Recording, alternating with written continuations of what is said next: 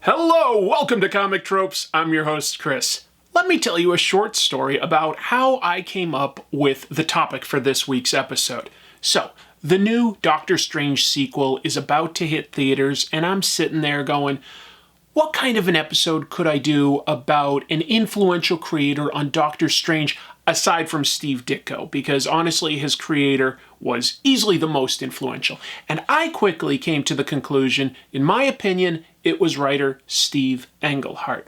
But what I didn't realize until I really started looking carefully at Steve Englehart's history was, I was familiar with his work, but I wasn't aware of just how influential his work was on a wide swath of characters in the Bronze Age of comics, specifically the 1970s. From 1971 to 1977, Englehart was one of the premier writers in comic books.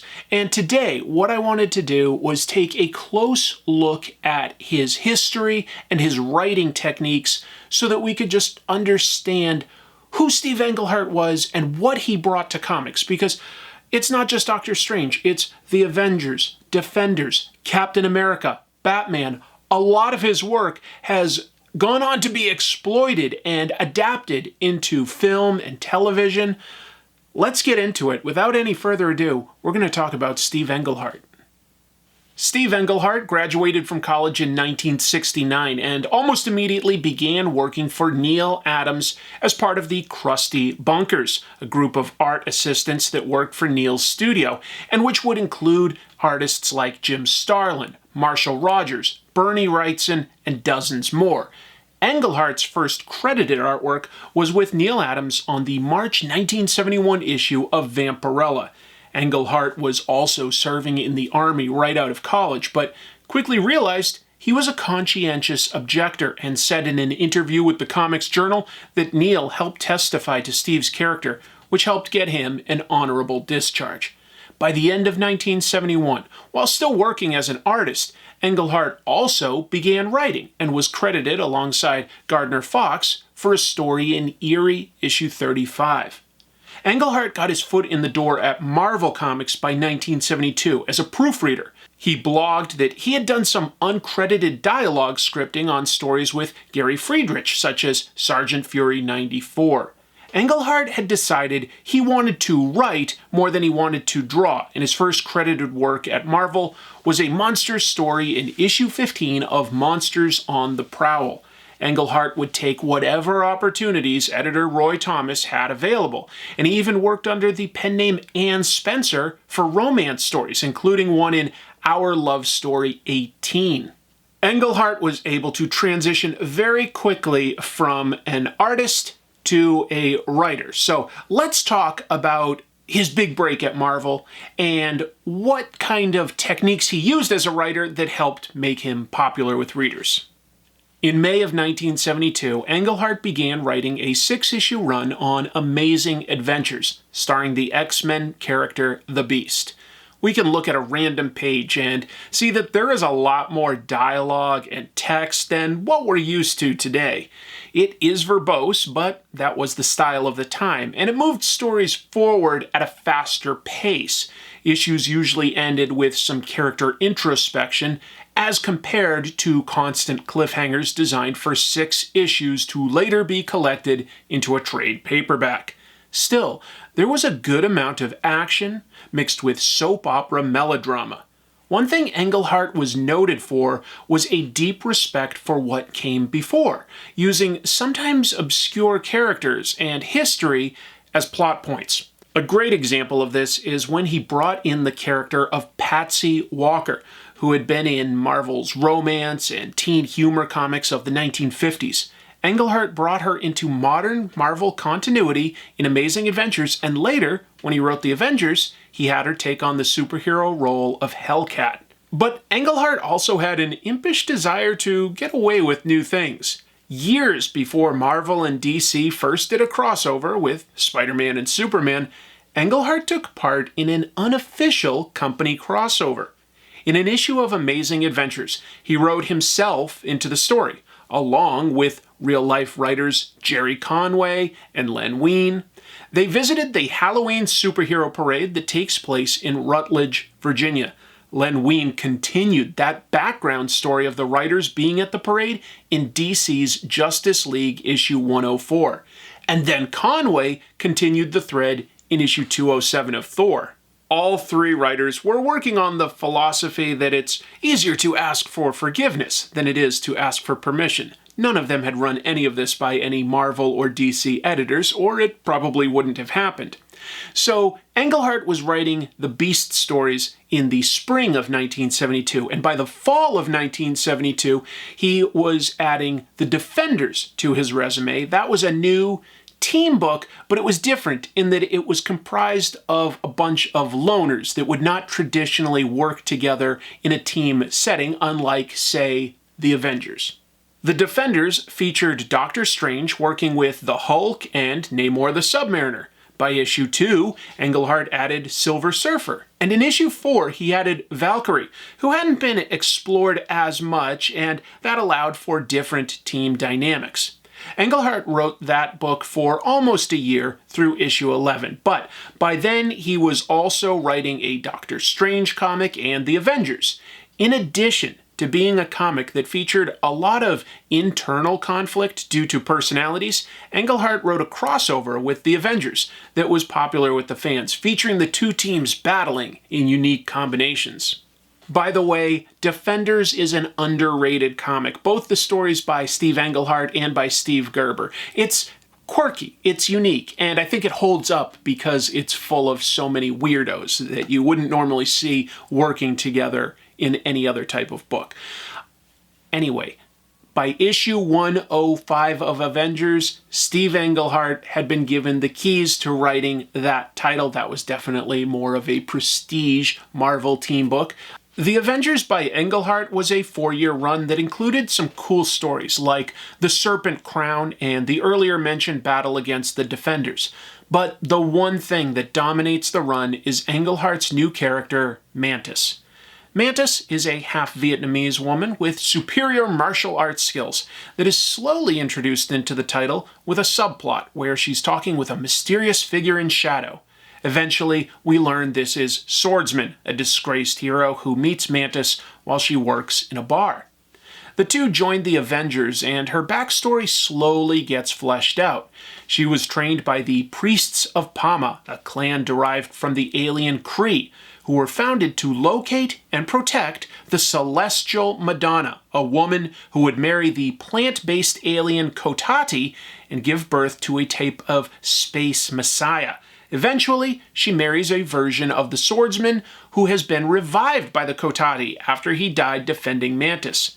Mantis is interesting, but viewed from the modern day, has admittedly problematic aspects. She's interesting because she has abilities both physical and mental, able to sense emotions. Also, her father is a German soldier who eventually joins the supervillain group the Zodiac, though he still loves his daughter.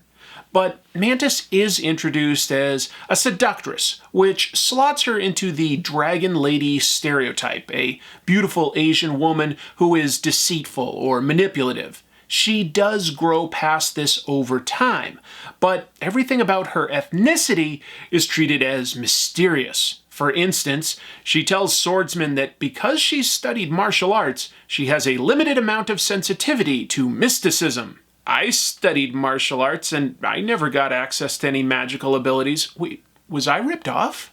Perhaps worst of all, Mantis is said to have spent some time as a prostitute before finding her purpose. This is especially weird when we learn that the Priests of Pama trained her and then mind-wiped her and sent her out into the world to gain life experience. And that's where she ended up. And then, with that potentially traumatic past, she is still introduced to us as giving Swordsman sympathy and attention instead of the other way around. And hey, if it was just Mantis, it might be possible to look past one stereotype. But Englehart also has this panel in Avengers, where a Native American offers Vision a gift because they both have red skin. Englehart co-created Shang-Chi with artist Jim Starlin, but the character was initially portrayed as the son of the racist caricature of a villain known as Fu Manchu. And in the 80s, he wrote a flamboyantly gay character at DC. This was Extraño, a sorcerer in the book The New Guardians. Extraño liked to call himself Auntie while giving everyone parental advice. And then he got HIV after being scratched by Hemogoblin, an AIDS vampire. I do believe Englehart was striving for representation, and he had his hands shackled by the Comics Code regarding at least Extraño.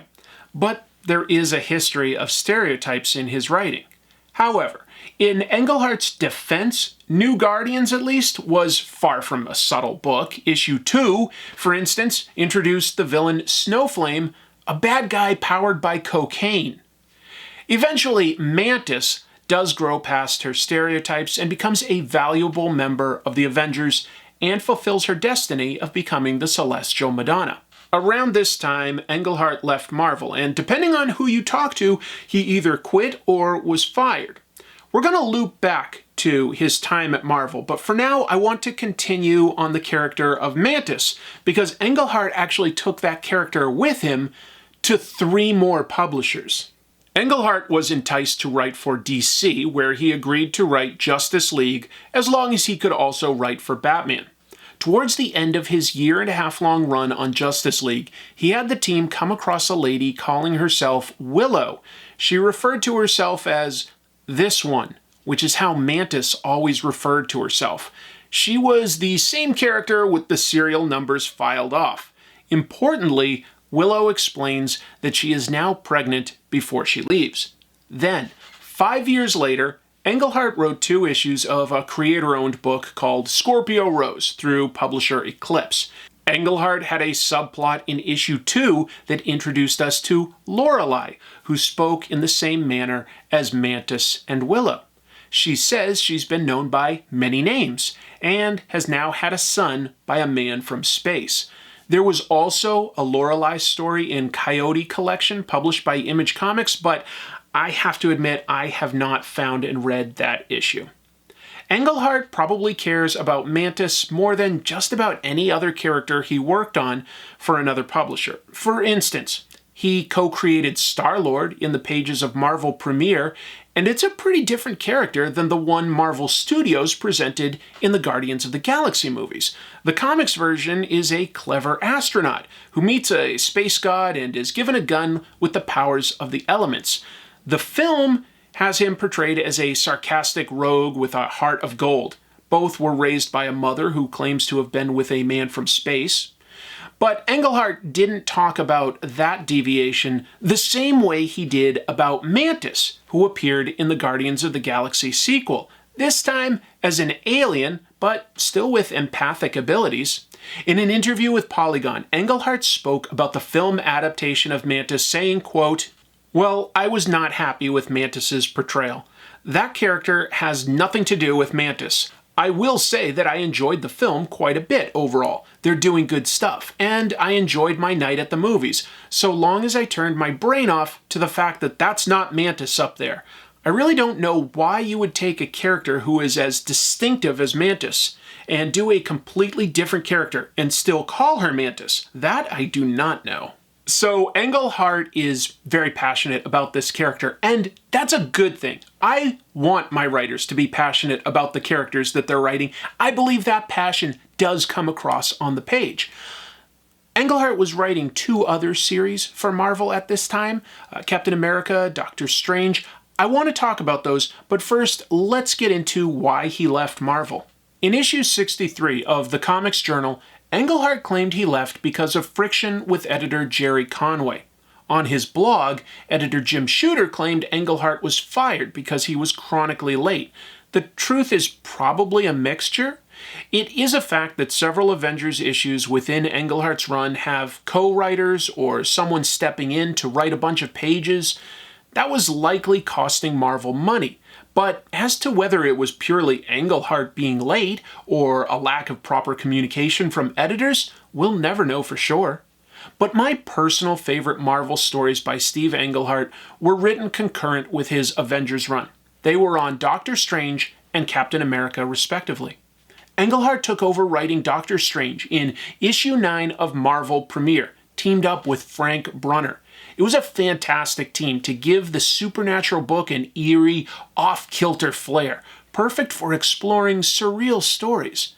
Englehart's version of Strange is a contemplative, introspective hero, always up against forces that would undo reality itself. Instead of emphasizing his big villains like Dormammu, Mordo, or Nightmare, Englehart presented new threats like the Lovecraftian elder god Shuma-Gorath, a massive force of evil comprised of a giant eye and masses of tentacles. Key to that story is that Shuma-Gorath emerged into our reality through Strange's mentor, the Ancient One, and Strange was forced to kill his master to save the universe. This elevated Doctor Strange to the Sorcerer Supreme, and it gave him more responsibility.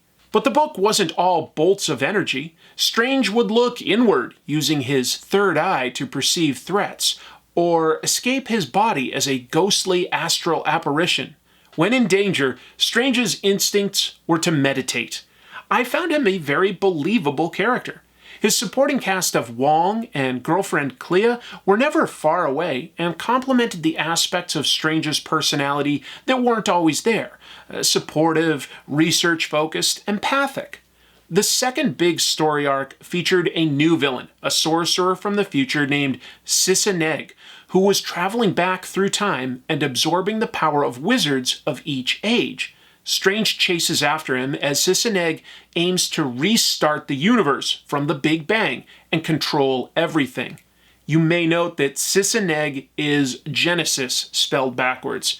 It's a trippy story that features the villain claiming to be God, and Strange witnessing a cosmic rebirth, only to return home and muse existentially as to whether this had always been meant to have happened, or if he was returning to copies of everything and everyone he ever knew. The book did well enough to warrant a new Doctor Strange title, where Englehart was eventually paired up with the equally brilliant and atmospheric art of Gene Colan. That also featured time travel as Strange and Clea learned about the history of colonial America. It's interesting in its own way, but I prefer the first half of Englehart's run in Marvel Premiere. If you want to hear my thoughts on the latter half, I make an episode about how that run ends, in which Ben Franklin seduces Doctor Strange's girlfriend Clea away from him. I would be willing to argue that Steve Englehart was the second most influential creator on Doctor Strange after his creator Steve Ditko. Ditko created the look, the origins, most of Doctor Strange's big enemies. But Englehart gave him his character and a whole new mission with new responsibilities. It was very influential, and equally influential was his run on Captain America. Captain America was a book with low sales. Consider, it was the 70s, and America was embroiled in the deeply unpopular Vietnam conflict. A character running around in the American flag, working for the government, was a tough sell. Englehart had a different approach. Instead of working for the government, his Captain America would work to represent the American dream. To that end, Captain America and sidekick Falcon went up against a secret cult aiming to usurp the American government, known as the Secret Empire. It begins with political attack ads against Cap, and the Empire's agents even successfully capture Cap and his allies at one point. But eventually, Captain America chases the secret leader into the White House, unmasks him, and it's strongly implied to be the president himself, who then kills himself. Nixon was the president at the time, going through the Watergate scandal. He would shortly resign in disgrace. The Captain America story seems a bit like wish fulfillment, but this is a book that began with Cap decking Hitler years before America entered World War II. And following that story, Steve Rogers is so disappointed that he gives up the Captain America mantle. He briefly takes on the identity of Nomad, as he still wants to help people. But he eventually decides it's up to him to define who Captain America is, and he reclaims his suit and shield. Steve determines America hasn't let him down yet, but that he would be letting down America if he gives up being Captain America. Powerful stuff that stands the test of time. Another fantastic storyline was Englehart reconciling the fact that Marvel had Captain America running in the 1950s going up against communists. That did not fit with the continuity that Stan Lee created when Captain America joined the Avengers in the 1960s, and it was said that he had been frozen in ice ever since World War II. Englehart's story introduced the fact that there was a replacement Captain America and Bucky, and had these guys go up against the true Captain America in an interesting look at the ideals of each time period. And it resonated with readers. Artist Sal Buscema illustrated that run, and in an interview with Tomorrow's, he claims that the book went from near cancellation to one of Marvel's top 5 books. It became a hit. Englehart's run was very well received. Now, however he left Marvel, it wasn't on good terms. And he was about to leave comics altogether, but DC's publisher Jeanette Kahn talked him into writing for them. She got him to agree to write Justice League for about a year and a half, a little longer, and in exchange he wanted to write Batman. Now his 8 issues, just 8 issues on Batman, was tremendously influential. It's the last of his influential runs that I want to discuss today. Steve Englehart had a knack for figuring out what works in a comic, whether that's finding a new angle for the character that's relevant to today, or creating interesting group dynamics to exploit. For Batman, Englehart looked all the way back to the beginning, to Batman's moody beginnings.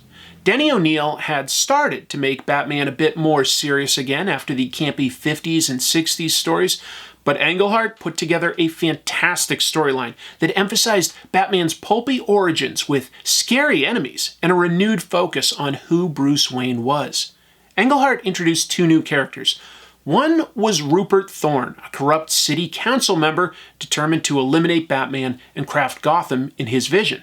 Another was love interest Silver St. Cloud, a socialite but someone normal, no superpowers or mysterious backstory, a tough, independent beauty that wowed Bruce and made him question his single-minded mission. She also figured out Bruce's identity, which would end in heartbreak as she could not reconcile being with a man who was always so close to dying. Silver wasn't the only person to discover Batman's identity. Englehart also brought back Dr. Hugo Strange, who hadn't been seen since the Golden Age. Hugo Strange returns and discovers that Batman is Bruce Wayne. Bored, Strange tries to become Batman to prove that he can be better at it. Englehart also re-envisioned Deadshot.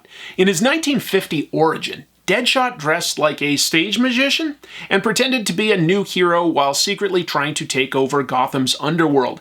Englehart brought him back as a top assassin, and artists Marshall Rogers and Terry Austin certainly deserve a massive amount of credit for their redesign of Deadshot's look, since the distinctive faceplate and red eyepiece, along with wrist-mounted guns, has remained the standard ever since.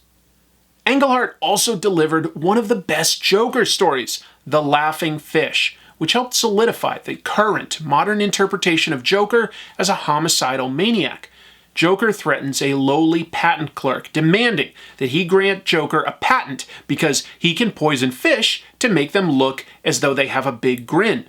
The clerk tries to explain that you can't copyright a natural resource, but Joker won't hear of it, insisting that he find a way to make Joker rich or he'll be dead soon. Of course, even with the increased threats of these villains, Englehart found a way to pay homage to the 50s comics that he grew up with, such as this fight scene with Deadshot that takes place on a massive prop typewriter, like something Dick Sprang would have illustrated. According to Englehart, his Batman comics were the basis producers used to begin making the 1989 live-action Batman film. DC hired Englehart to create some treatments that he definitely wasn't paid Writers Guild wages for.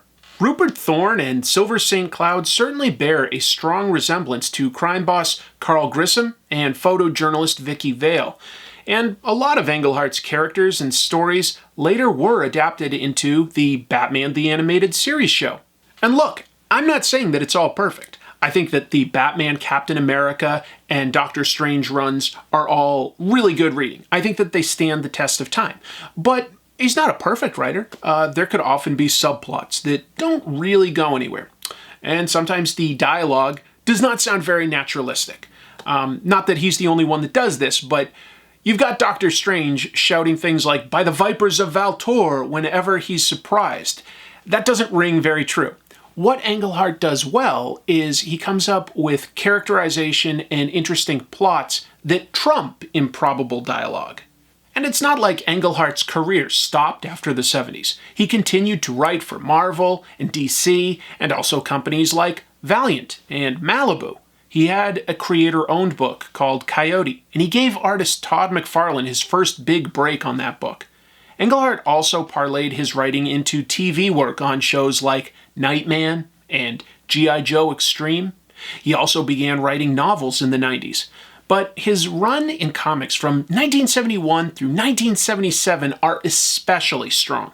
His work on Batman got adapted, and characters he co-created like Star-Lord, Mantis, and Shang-Chi are all showing up in big-budget movies these days. But if you want to see where those characters were originally envisioned, where they were created, and if you want to make those comparisons, nothing can beat reading those original comics. I definitely recommend them. If you haven't read them already, you've heard my recommendations. Doctor Strange, Batman, and Captain America are all very high on my list.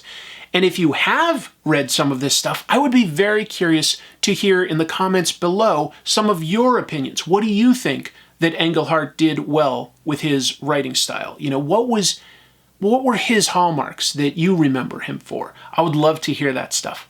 Thank you so much for watching. I'm going to be back next week with another exciting episode, another creator breakdown.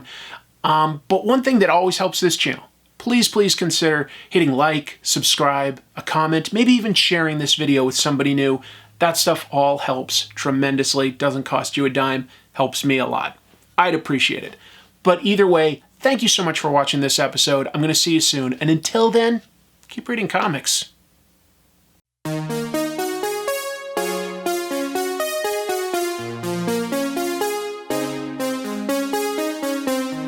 Thanks for watching this video. If you liked it, please consider hitting like and subscribe. If you'd like to support the show, there are merchandise links beneath the YouTube video, and you can always hit join on YouTube or visit Comic Tropes on Patreon to get access to special perks. Who hadn't been in Marvel's... Oh, who had been. Quite different. None of them had talked to their editors and gotten permission for what they were... I think that one thing that he's known for is... I don't know where I'm going with this. Englehart, wow, almost got that out. What? Englehart had a subplot in issue 2 that introduced... why can't I say it? Now, however he left America? No, he didn't leave America. He left Marvel. Englehart also brought